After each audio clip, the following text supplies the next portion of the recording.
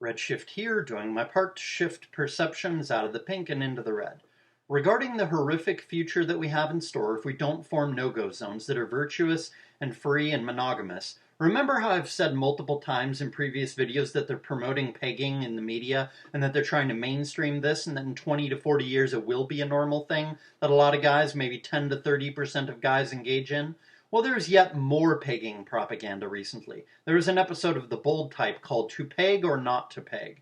I didn't see the episode, but the title and the description of the episode make it clear that the episode is about pegging. And if you don't know what pegging is, let me enlighten you to this horrific practice. It's when a girl uses a strap-on to consensually sodomize a guy. That is, he's consenting to be sodomized by her using a strap-on. Probably it's usually done between girlfriends and boyfriends, but regardless who it's done between, it's still a horrific act. You know, you don't have to start having sex with guys if you're a guy to be someone who has had to be a male who has had his nature totally inverted and has lost all of his masculinity. All you have to do is get into pegging. Pegging is only one tiny step away from non-heterosexuality. You know, once you get accustomed to enjoying getting pegged by your girlfriend, it really would not be hard to enjoy getting fucked by a guy. It would feel pretty much the same for a guy to get sodomized by a guy as it would feel to get pegged by his girlfriend. You know, pegging is such an inversion of male and female nature, where the girl is forcing the guy to submit to her instead of the other way around. It's such a feminist sexual act. It's such a non-hetero act that it really would not be hard for a girl to convince her boyfriend who has gotten into pegging to let her watch while her boyfriend, allows himself to be sodomized by another guy for his girlfriend's psychological pleasure of watching. You know, like any guy that would engage in pegging is going to be a guy who, you know, it's also going to be possible for his girlfriend to convince him to allow him to get, you know, screwed by another guy for her pleasure, her viewing pleasure. You know, or she could handcuff her boyfriend's hands to the bed and then start by pegging him, and then when he's close to orgasm, she could pull out and then let one of her male friends take over and fuck her boyfriend until her boyfriend orgasms, and she could do this without her boyfriend's permission. I mean, technically it'd be rape, even if he enjoys it, because he didn't consent. But then once her boyfriend has been made to climax once by getting fucked by a guy, it'll be much easier to get him to climax by being fucked by a guy a second time. Then a third time will be even easier. You know, a girl can turn her boyfriend bisexual or non-hetero using this method, even if he was 100% straight before. Now, you may think this is gross or that it's gross of me to focus on it and that this kind of thing will never go mainstream, but if you think that, then you don't have a clue how much they've already changed this country since just the 1990s. You know, non-heterosexuality was pretty much taboo, even in the 90s, or at least a hell of a lot more taboo than it is now. But now, it's just accepted. You know, non-heteros are just completely accepted. Non-heterosexuality is completely celebrated. You know, it's pushed on the public endlessly. It's been mainstreamed. It's in almost every TV show aimed at the younger generations. Oh, sure, they still have TV shows like NCIS for the older people, shows which don't have much sexual degeneracy propaganda in them, but that's just because they want to keep the parents from realizing how bad the propaganda has gotten by continuing to provide less corrupt entertainment for the older generations to consume, while providing really evil propaganda promoting bisexuality and pegging to the kids in Generation Z. So the kids are getting corrupted right under their parents' noses, and the parents don't have a fucking clue. You know, if you think the guys of today are simpish, then you have to realize that the guys of the future who will be practicing pegging will be unimaginably more simpish than today's simps. You know, the simps of today are going to look like absolute holy warrior heroes compared to the simps of the future. In 20 to 40 years from now, today's simps are going to look like the epitome of bravery and righteousness compared to the simps that are going to exist in 20 to 40 years, when 10 to 30% of guys are letting their girlfriends peg them on a semi-regular basis, or maybe even a regular basis, and when a much greater percentage of guys are thus consequently bisexual. And if you think this doesn't affect you because you won't ever engage in pegging, well, then you have to ask yourself, am I going to have kids? Because if you already have kids, or you're going to have kids, then you need to think about this stuff, because it's going to affect your kids, and definitely your grandkids and your great-grandkids, and your even later descendants even more. Do you really want your sons or grandsons sucking dick for fun, even though they're straight? Do you really want your grandsons getting pegged by their girlfriends, and your grandsons also getting fucked by your grandsons' girlfriends as alpha on the side boyfriends? You know, like, do you want your grandsons letting his girlfriend bring over her other boyfriend who's more alpha than him so that she can watch while her more alpha boyfriend fucks your grandson? Do you really want that? even though your grandson's quote unquote straight? Do you really want your grandsons letting 10 to 20 guys run a train on him so that all those guys ejaculate one after another in your grandson's rectum, and your grandson still shockingly considers himself straight because he mostly dates XXers, despite the fact that he lets trains of guys get run on him? Do you want that? Is that the kind of grandsons you want to have? Guys who let guys run a train on them? Do you want to have your granddaughters pegging their boyfriends? Is that the kind of society that you want to live in? Is that the kind of, evolution of your family line that you're okay with? I mean, like, fucking think about it. Like, if you have kids or you're going to have kids, then you need to think about this because it will affect you. It will affect your legacy. It will affect your family line. Lots of parents have their sons or granddaughters or grandsons or granddaughters turn out in ways that are just totally unexpected and terrifying. Like, don't think this can't happen to your kids or your grandkids or definitely your great-grandkids. They are pushing this so much already, and the public is proving so far to be so incredibly cowardly that unless something changes, the elites will be able to eventually mainstream pegging to the point where a huge percentage of guys are engaging in it. Such as, 10 to 30% of guys engaging in it on a regular or semi-regular basis. And at that point, maybe your grandson is not engaged in that behavior, but at that point, your grandson probably will know a guy who engages in that behavior. Like, one of his friends will be a guy who lets his girlfriend peg him. Because it'll be so common at that point, so many guys will be doing it that it'll be almost impossible to not have at least one friend who lets his girlfriend peg him. And then because your grandson is a friend who is into pegging, your grandson will be more tolerant of it because he doesn't want to be an intolerant asshole, and so he has to be non-judgmental about pegging because he has a friend who's into it. So then him being non-judgmental about it will lead to his son, your great-grandson, being a guy who gets into pegging because his father was not strongly opposed to it, because of having one or more friends who let, his girlfriend peg him, right? Your grandson didn't do it, but he had a friend who let him do it, who did it. So then, your grandson won't be judgmental about it, and that'll lead to him not strictly raising his great-grandson to be strongly opposed to it, and then not being raised to be strongly opposed to it, your great-grandson will get into it, right? And then once your great-grandson is letting his girlfriend peg him, it's almost certainly going to be the case that all of that great-grandson's descendants will enjoy getting pegged because it's easy to corrupt people, but it's hard to make people more righteous. Consider it a corollary of the law of physics that states that entropy always increases. And then eventually, after maybe just 5 to 7 generations, the evil propagandist elites who are pushing sexual degeneracy will be able to make it to where pegging is such a normal thing, 5 to 7 generations after that, 99% of guys have at least experimented with pegging. So probably within let's say 11 generations, pegging will be such a normal thing that 99% of guys will have tried it at the very least. Even if they decided that they didn't like it and didn't want to do it anymore. Do you really want to live in a world like that? Because if we don't form no-go zones and form our own communities and keep this evil out strictly, communities which forbid dating, no-go zones which forbid dating, forbid premarital sex, forbid extramarital sex, forbid divorce, except in cases of, failure to provide sexual abuse of the kids, or adultery, or excessive violence against the wife by the husband. If we don't form no-go zone communities like this, which forbid evil actions, which keep evil and evil people out, if we don't form communities that forbid pegging, forbid threesomes, forbid promiscuity, forbid polygamy, forbid polyamory, etc., if we don't form our own hardcore communities, which are extremely patriarchal and extremely virtuous and extremely isolated from the rest of America and extremely willing to use extreme physical force to force this stuff to either not be practiced by kicking the people who engage in it out of the no-go zone, if we don't do this, then this evil sexual degeneracy propaganda will affect us too. It will corrupt our kids or our grandkids, and definitely our great-grandkids. And then our family line will get corrupted, more and more and more. And then the elites will ultimately completely degenerate our entire genetic line of descendants, and probably ultimately make our genetic line go extinct, especially since sexual hedonists tend to not breed much. And thus the more men who get into pegging, the fewer men who will be breeding a lot.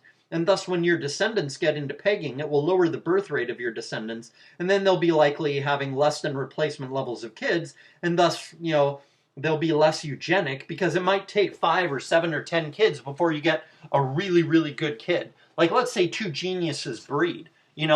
two people with like 180 IQs, a woman with a 180 IQ and a guy with a 180 IQ. You know, they might have a bunch of kids that only have 120, 130 IQs until finally they get a kid, you know, on like their 7th or 10th kid, they might get a kid that has like, you know, 160, 170, 180 IQ.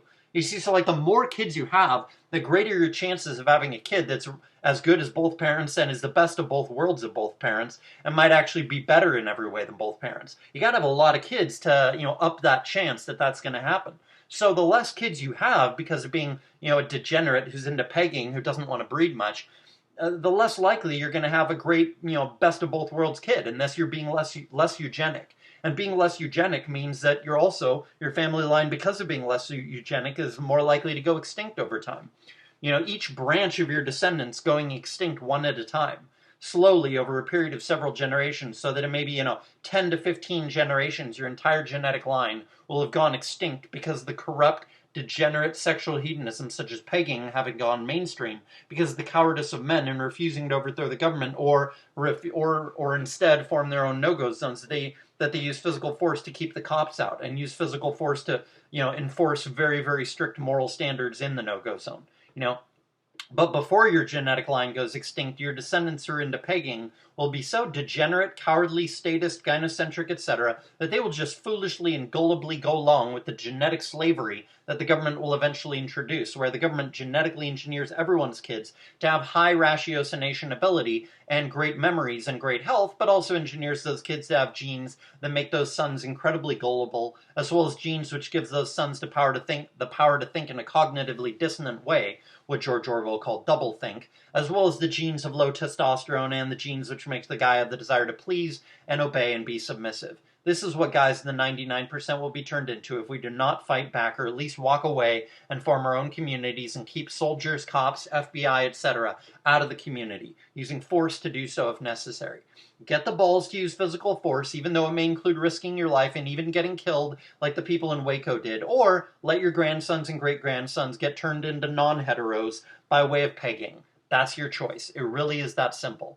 This has been Redshift. I don't particularly like talking about the disgusting topic of pegging, but if I don't talk about it, then who will? If I'm not warning people about the horrific future we have in store, if we don't do something, then who will warn about it? Hardly anyone is willing to do their part. The apathy of MGTOW men and alt-right men is so extreme that not only are they not willing to do anything active to fight government or corporations or anything, but they're so gynocentric, so inactive, so apathetic, so defeatist, so lacking in nobility, so hedonistic that they won't even make a channel and make a 5-minute video once a month. Most MGTOW men and alt-right men make zero content whatsoever, and a lot of the ones who do make content don't make much content. So again, don't blame me for talking about pegging.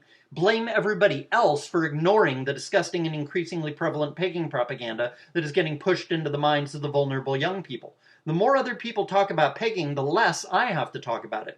And the less other people talk about pegging, the more I am forced to talk about it because no one else is talking about it. And like I said, they're pushing this evil effeminacy creating propaganda into the minds of the young Gen Z people. And think about it. If an older guy in his mid-40s to mid-50s does see some pegging propaganda, his sex drive is already greatly diminished due to his old age. And he's probably already married and no longer obsessed with sex. He's already, you know, had tons of sex and gotten way past being obsessed with sex. So he's going to think that the pegging propaganda is disgusting, but he's not going to be mentally or emotionally or sexually warped by it. But imagine a young 13 to 16-year-old guy of today who has a very high sex drive because of him being so young and healthy. And yet he is seeing this pegging propaganda on TV. Especially the worst would be if you're like just reaching puberty, you're turning 13, and you just start getting a sex drive. And now all of a sudden, you know, as you're getting a sex drive, you're seeing all this pegging propaganda on TV. And maybe you've seen it your whole life, even before you know, or maybe you just start seeing it because like it's been shown on TV the whole entire time ever since you were born, right? The people who are being born now are going to grow up seeing pegging propaganda their whole lives. Or those shows that are showing that kind of propaganda will be shows that he won't start watching until he's older. Like, you know, 12, 14, 16. And then so at the same time that he's reaching puberty, he all of a sudden is seeing all this disgusting pegging propaganda. And then that is going to completely warp his mind. You know, it absolutely will. Because of the extreme gynocentrism caused by promiscuous men, this guy might be average or even above average, and yet because his SMV is lower, because of the promiscuity of other men, he can't get a girlfriend. So let's say this guy can't get a girlfriend even though he's a 6 or a 7 out of 10, and he can't meet his sexual needs, and he's seeing all this pegging propaganda on TV, and he's just getting his sex drive, arising, and it's probably going to completely warp his mind and get into his head despite his efforts to prevent him from doing so. He might start thinking about pegging when masturbating, and then it's just 1 or 2 small steps to actually finding some XXer who wants to peg him. And then once he's regularly getting pegged, he becomes a borderline non-hetero, even though he was originally straight. I hope you see my point. My point is that this evil sexual degeneracy propaganda pushing pegging and other evil things will not really corrupt the older guys who already sexually developed and went through puberty in a time when society was still relatively pure, but the young kids who are hitting puberty at the same time they're seeing all this sexual degeneracy being pushed are going to be warped by it. Even if they fight against it, it will start to warp most of them, even if only a little bit. But a little bit of warping when a guy is in his formative years can result in a lot of very degenerate behavior just 10 to 20 years later. So this pegging propaganda is way more destructive than you realize. And this is all made possible by the gynocentrism created by the shortage of XXers, which is created by the top men being promiscuous and the bottom 80% of men being too cowardly to use exsanguinating force to stop those top men from being promiscuous. There's a reason that even in polygamy-tolerating countries and tribes in the past, thousands of years ago, it was still illegal to have sex out of wedlock, such as you see in the Old Testament where the wandering tribes' leaders often had more than one wife, but fornication was still a grave sin that was utterly forbidden. I think it might have even been a death penalty level offense in the Old Testament. People were put to death in the Old Testament, if I remember correctly, for engaging in mere fornication, mere out of wedlock sex. Fornication means premarital sex, and it basically implies promiscuity because, if people are going around having premarital sex all the time, they'll inevitably end up promiscuous or an incel. People of the past understood that promiscuity and out-of-wedlock sex are incredibly destructive to a tribe, to a country, to a society. They understood that very, very clearly. It was obvious to them because tribes were much smaller, and so the effects of actions were much more obvious. There was nowhere to hide because the population was so small compared to how large it is today. People are no longer even aware of the obvious. The promiscuous men of today are the direct cause of sexual degeneracy like pegging. In fact, most of these top guys in MGTOW are such arrogant psychopaths that they actually would like it if most bottom 80% guys turned into non-heteros, because these top guys would think, great, more XXers for me. You have to realize how destructive promiscuity is. Pegging would never be tolerated in a society where promiscuity was not allowed, because guys would have a much higher SMV in a society in which there was no premarital sex, and thus there would be no extreme gynocentrism getting guys to tolerate things like pegging. Promiscuity is the direct cause of middle and lower class men engaging in or tolerating sexual degeneracy like pegging. The elites are so sexually jaded that they do it first, and then they push it on the rest of men to make the rest of men effeminate. And the engaging in pegging has a different effect on middle class or lower class guys than it does on top guys. Top guys are still in charge, even if they let their girlfriend or wife peg them, because he makes all the money, and he's rich. And so it's not like, it becomes their normal sexual behavior when a top guy lets his girlfriend do that to him. Top guys who do engage in pegging probably only do it once in a while.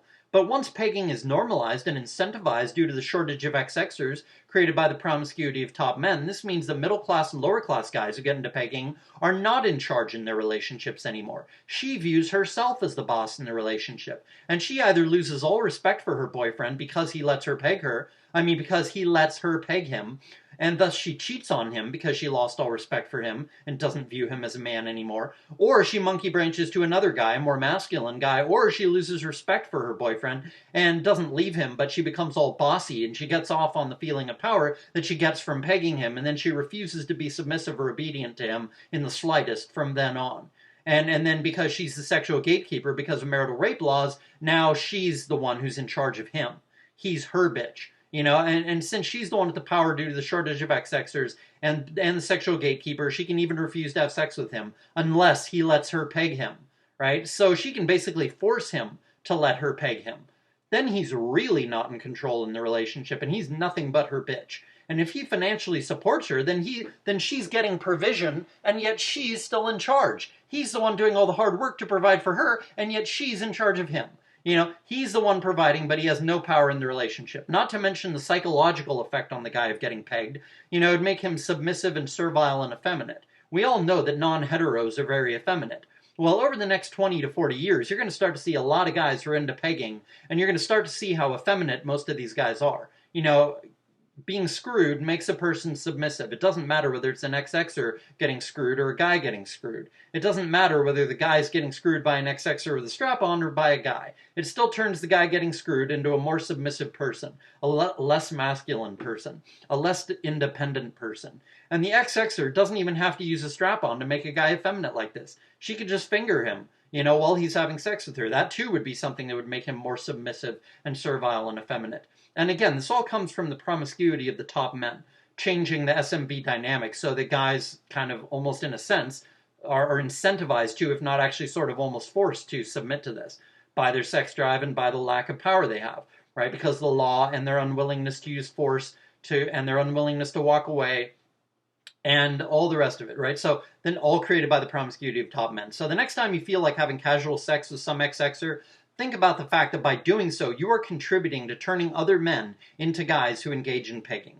Think about it. Promiscuity is not harmless. It destroys entire civilizations. And if you don't believe me about pegging turning guys effeminate, then just read what Aleister Crowley said about having sex with guys. About, how he felt when he had sex with guys. He said that he feels one way when he has sex with an XXer, but when he has sex with a guy, he wants to be thought of by the other guys being beautiful. Something like that. I can't remember the exact wording, but the psychological effect on a guy is radically different when he engages in heterosexual behavior versus non-hetero behavior. When he lets someone sodomize him, this is completely different than heterosexual behavior. This is something that completely changes his psychology. It's very anti-masculine behavior. It's very feminine behavior. Like having sex with an XXer is very masculine behavior. But non-hetero behavior, on the other hand, even if just, giving a guy fellatio, if a guy is doing that, that's receptive behavior. That is feminine behavior. That is not a dominant behavior. The only dominance in female behavior is taking delight in being manipulative of other people. But there's nothing honest or masculine or productive or peaceful about being manipulative. Manipulation is always ultimately destructive unless you're guiding someone to a better understanding of something, or you're manipulating an evil person for the cause of good, of freedom or peace or prosperity or whatever. But like I was saying, guys giving guys fellatio is receptive behavior, and hence it makes the guy doing it into a more effeminate guy, more receptive, more quiet, more feminine, less aggressive, less defiant, less principled, less righteous, less courageous, less masculine. It's impossible for a guy to engage in behavior like non-heterosexuality or pegging without psychologically being at least partially turned into an XXer, or a non-hetero. The promotion of pegging is the very death of masculinity in front of our very eyes. If they manage to get all men into this over the next, 50 to 100 years, they will have succeeded at utterly destroying masculinity and the morality and prosperity and peace that goes along with masculinity. You should be as horrified as I am at the death of masculinity before our very eyes, as evidenced by the promotion of pegging. Peace trucks for sexual degenerates and for the people who promote sexual degeneracy, as well as for the men who incentivize things like pegging by creating a shortage of XXers by being promiscuous.